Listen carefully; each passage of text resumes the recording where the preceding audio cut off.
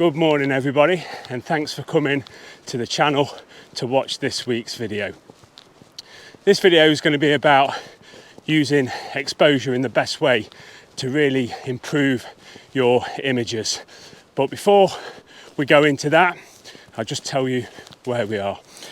I'm in a place called Talland Bay, which has got loads of history to it, which is something we'll go into a little bit later. And it's nestled between Polperro and Looe, and it's a lovely little place. Came a couple of days ago and had a little look round, and I think I've found a pretty cool place to shoot at. So I'll put you down, I'll make a bit of headway because the sun is coming up, as you can see, and hopefully we can get some decent shots along the way. What a stunning location. So it's a little bit high, the tide is, but I'm going to try and set up in this kind of area here and see what we can get with that kind of view with the sun coming up. So I hope you enjoy the video, and I'll get set up now.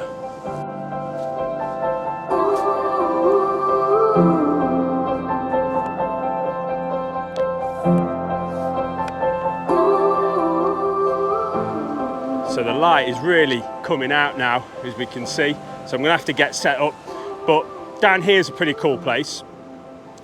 Low tide, this is a little cove, a little beach there. So if the tide goes out while I'm doing this video, we'll go down and take some compositions there.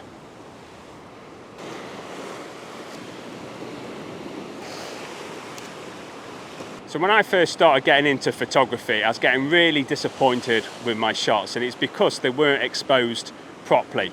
I was actually using the light meter in the camera and trying to get that bang in the middle on 0, thinking that was going to give me a really good image, but it wasn't. And then I heard about the histogram. Now that histogram is really useful, it's invaluable actually. Now the basic rundown of that is that it's a graph showing you what's light and what's dark in your picture. On the left hand side it's telling you what's in the shadows, and on the right hand side it's telling you what's in the highlights, and then in that middle area it's telling you what's in the mid-tones. Now that is something really useful, and it's something I didn't use for quite a long time. I'm just going to spin you around for a minute because this is absolutely amazing, and then we'll go back to what we were talking about. It's absolutely beautiful today. I've had so many weeks with rain that finally we've got some beautiful sunshine. Just look at that. Isn't that beautiful?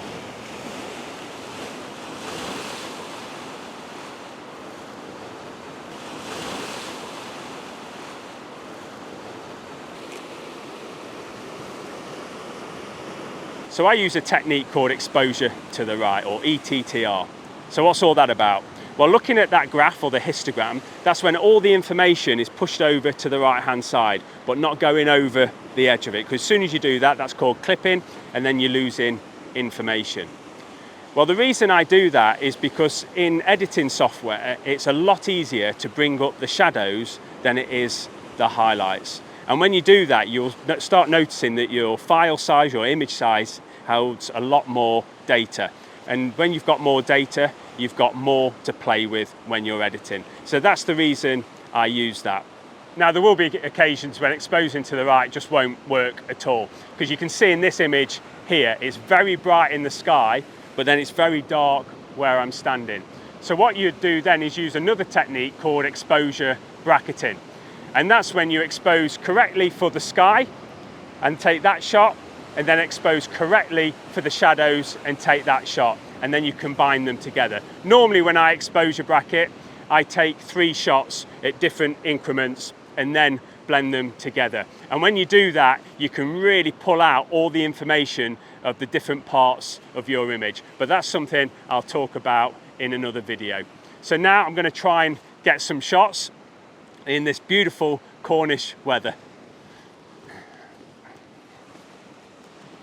So you can see my histogram there.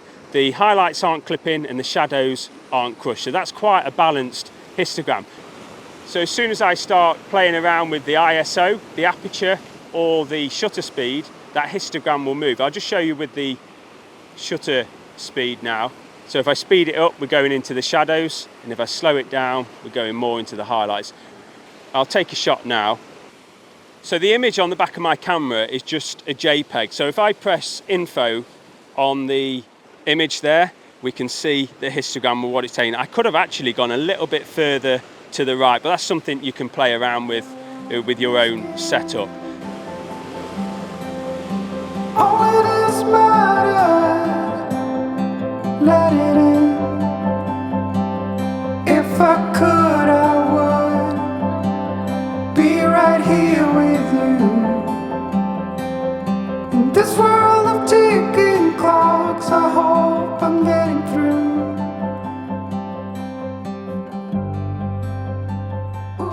As we've got bright blue skies now and there's no clouds in there at all, it's quite a boring setup. So what I've done is I've come onto this outcrop here and trying to simplify the images by concentrating on that rock there, or group of rocks.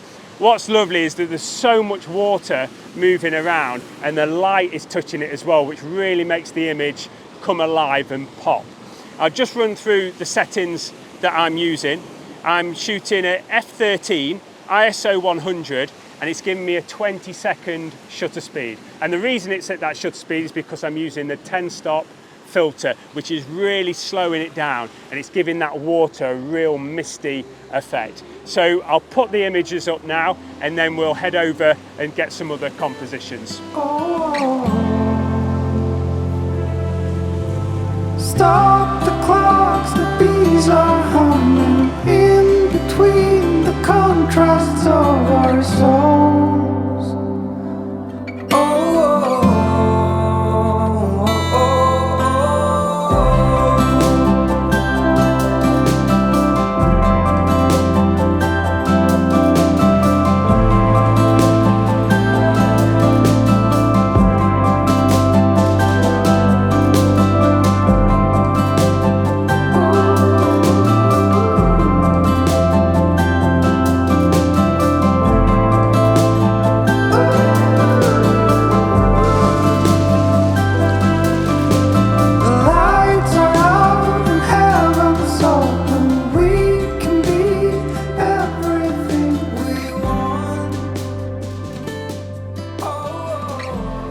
So I'm going to head down into the bay now. Now, Talland Bay is steeped in history. There's actually 3 shipwrecks down there, and smugglers used to use it quite often back in the day. So some really interesting stories about this place.